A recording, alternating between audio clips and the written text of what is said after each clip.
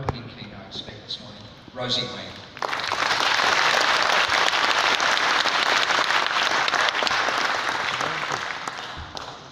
Thanks, Tom. I was a little bit nervous before, now I'm really nervous. It's such a pleasure and a privilege to be here with you all today. I think the most precious, unrenewable resource that each of us has is our time. And I really thank you for gifting me your time this morning. I'd also like to thank IWA for the opportunity to address you this morning in this important keynote, and also for our partnership.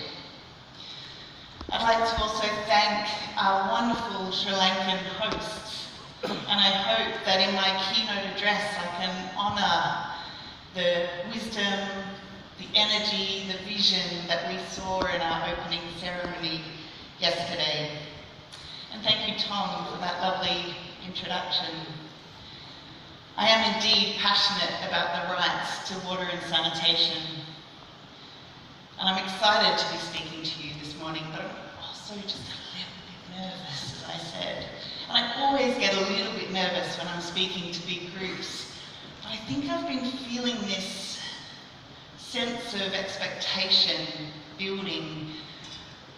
And I think it comes from the people that I've met since I arrived yesterday. I've met incredible leaders from utilities in Kampala. I've met some amazing researchers doing work in India. I've met incredibly passionate and driven people from civil society organisations and NGOs. I've met amazing consultants and people from different companies from around the world, and met some amazing young water professionals like Francisco sitting down here from Mozambique. So I've been feeling this weight of expectation that's been adding to my nerves. So when I get nervous, the person that I always turn to is my 13-year-old son, Pablo. Pablo has wisdom beyond his years, and I think one of the kindest hearts I've ever found in this world. And it was a couple of months ago that I was leaving home in Melbourne, and I was saying goodbye to Pablo, and he knew I was a bit nervous about the talk I had to do that night, and he was still in bed. Pablo has a little bit of anxiety, and so when he sleeps, he likes to sleep under lots of blankets, and he always has about 6 pillows around him. So I gave him a hug, and he was so nice and warm. And as I pulled myself away from his warm hug, he looked at me and he said, "Mum, when you speak tonight, I want you to speak not just to one person in the room, but to everyone in the room." Well, that was a challenge. But it's the challenge that I take up today, and I want to speak to each and every one of you here at the Development Congress. And I want to speak to you and share with you my sense of urgency, but also my sense of optimism of the things that we can do to change this world for the better. I believe that we can create a new story where the rights to water and sanitation are absolutely at the heart of making this world a fairer and more just place. I want to challenge us about how we use that power to change the world around us. And as I stand here on the 2nd of December 2019, I look ahead at the next 10 years that we've got to achieve the Sustainable Development Goals by 2030. And I look back at the last 10 years that we have had since the rights to water and sanitation were recognised. 10 years, 120 months, 3,650 days. In some ways it feels like a long time, doesn't it? But in other ways, not that long. To embed these ideas of the rights to water and sanitation into everything that we do, our policies and our practices. So I thought I would share with you one of the ways that I always try to make rights real for the people that I work with, our teams, our partners. And I'm going to ask you to help Francisco to do this, if that's all right. And I'm not sure what the woman at security thought when I brought my bag in this morning. But it's really important that we remember the importance of universal human rights. I knew that. Okay, so what the really important roll of toilet paper that we have this morning, can you see it? I'm sorry, can you see it? Yeah, got it. So this very important line represents our universal human rights. We are all born equal. We all stand on this line when we are born equal. Yeah? Yeah? Yeah. So this game that I do is called the game of life. And what I do is I ask for 4 volunteers to stand up on this line. And depending on what happens in their life, what discrimination they face, their ability to participate in decisions, they either go forward or backwards. So one of the first events, of course, in our lives is to be born. As Tom mentioned, I lived and worked in Indonesia for 6 years. And while I was there, I was living in a remote community on an island called WaterAid. I was teaching at the local primary school and living with the headmaster of the school. We lived in a household of somewhere between 14 and 20 people. We had no electricity, we certainly had no running water. We had good septic tanks for our toilet. If I wanted to call home, I was about 24 at the time, so if I wanted to call home to mum and dad, I'd catch the bus and I'd go into town and make a reverse charge call. Some of the younger people in the audience might need to Google that. I'd make a reverse charge call and then I'd catch the bus home again. I was warmly embraced into that community, so much so that my neighbours late one afternoon invited me and the rest of our household to go and join them at my neighbour's labour. So I went next door, and as I entered their front yard, I had to walk carefully because it was full of men and boys that were keeping Octo, the father-to-be, company. They were playing guitars, playing cards, and entertaining him. The men and boys from my family stayed outside, and I went inside with the other women and girls. As I went inside Ernie's home, I had to duck my head to get under the low doorway. And as I entered the room, my eyes adjusted to the dim light. There was a kerosene lamp in the corner, and still, when I smell kerosene, it takes me back to that time in Indonesia. Ernie was walking around that room in bare feet on the packed earth floor in labour. And it wasn't long later that she reached up and grabbed a rope that was hanging from the beam from the roof, and she grabbed hold of the rope and squatted over a pandanus mat on the floor. And as she squatted, and her screams and shouts in labour got louder and louder. The music outside from the men and boys got louder and louder, drowning her out. And she gave birth over that pandanus mat to a beautiful little boy who was named after me, Leroy. And it's only now, after giving birth twice myself, that I realise how lucky Ernie, Octo and Leroy were that they had such a happy ending to that story. We know now from studies in Africa that women that give birth where there is no sanitation, no safe water or hygiene, face a 3 times higher risk of dying. I know that each and every one of you in this room would agree with me when I say that no woman, no baby, should die when we know how to prevent it. And we know that one of the key ways to prevent those infections is access to safe water, sanitation and hygiene at birth. So lucky Leroy, for him, that stage of life is a step forward. Another key stage in life is, of course, education. As Tom mentioned, I used to work in the programs team at WaterAid, and in March 2011, I was lucky enough to be working in Papua New Guinea. I was visiting our local partners up in the highlands, and we were doing a workshop around access to water and sanitation for people with disabilities.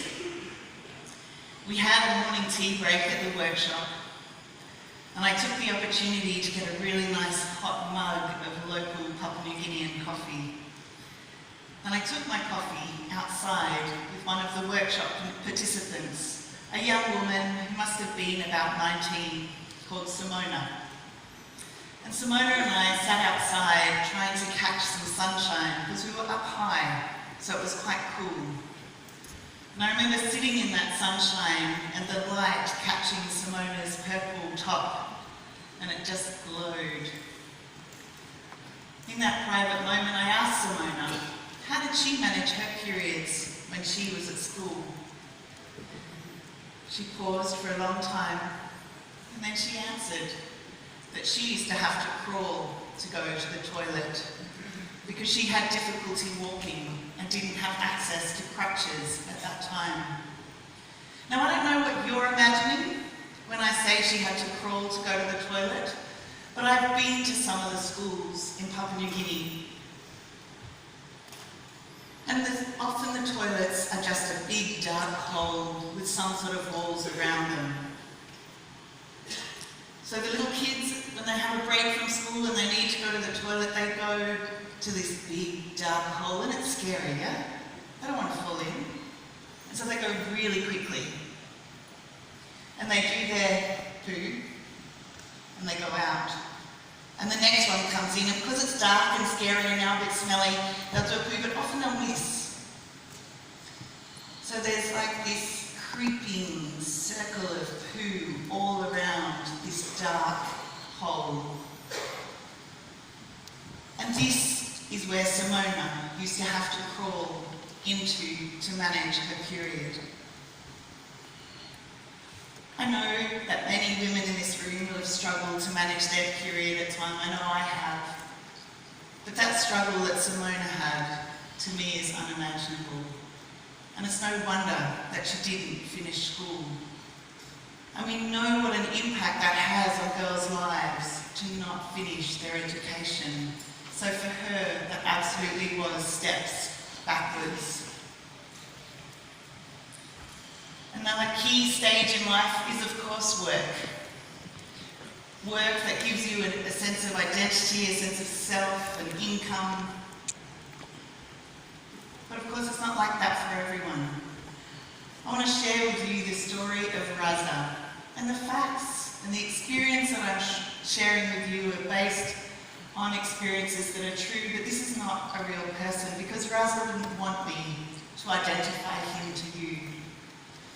Raza leaves his home and his family every morning with a lie on his lips. He doesn't even tell his family his job as a sanitation worker because he is so ashamed. He leaves his family and goes to work, and his job is to do things like to unblock sewers. So he'll turn up to work and he'll stand up to a manhole, but before he does anything, he'll start smoking a cigarette. He'll take deep inhales of that cigarette to try and disguise the smell and the stench of what he's about to enter. He'll be wearing his uniform, which is, of course, just a pair of shorts. On his feet, there are no shoes, but on his left foot, there's a white plastic bag tied up with a blue string, with the hope that that might protect the wound that he's got on his foot from getting an infection after going in the sewer.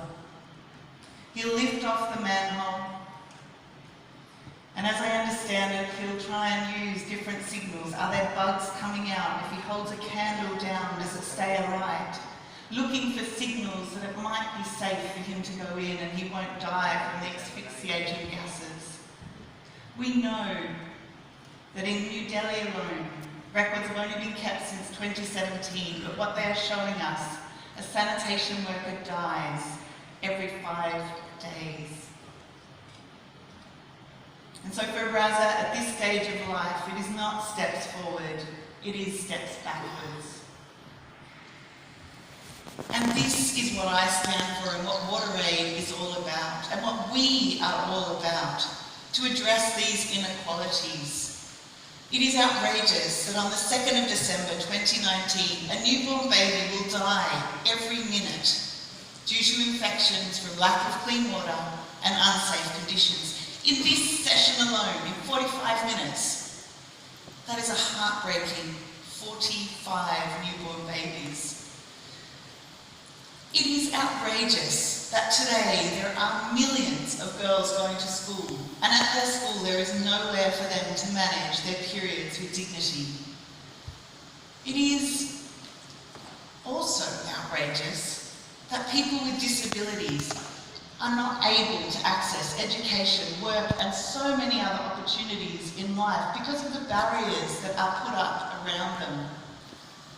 And this is what I want us to be talking about this week. How is it that we can come together? How is it that we can use this moment as we look ahead to 2030? We know that there's a big challenge, and it is going to get harder with the climate crisis only going to exacerbate these inequalities. I want us to feel that sense of urgency, but also a sense of possibility, because we know what works. We know what works is to think about the different systems around us. We know what works is to ensure all the different building blocks are there to bring about these changes, to ensure that there's leadership, creating a vision, to ensure that there are policies and practices in place, to make sure that there's the money to be spent well, people with the right skills and expertise, technology deployed where it needs to go. We know what works, don't we? We do. So why isn't it? Why isn't this happening? And this is our challenge. What I think we need to do is bring the energy and spirit, like we saw on the stage yesterday from those dancers.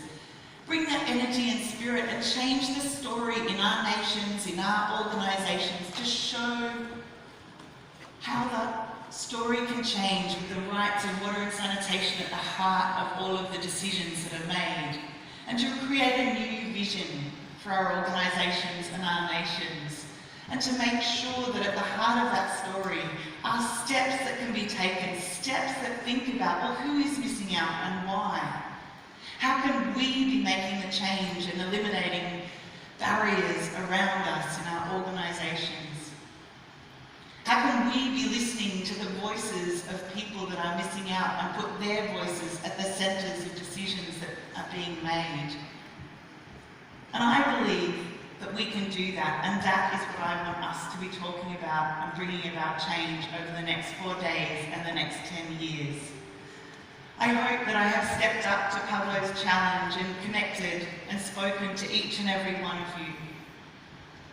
I hope that you remember the stories of Leroy Ernie Octo, of Simona and Raza. And I hope that we'll keep them in our hearts and minds as we think about the steps that we can take so that we absolutely can achieve our shared vision of universal access to safe water, sanitation and hygiene. Thank you.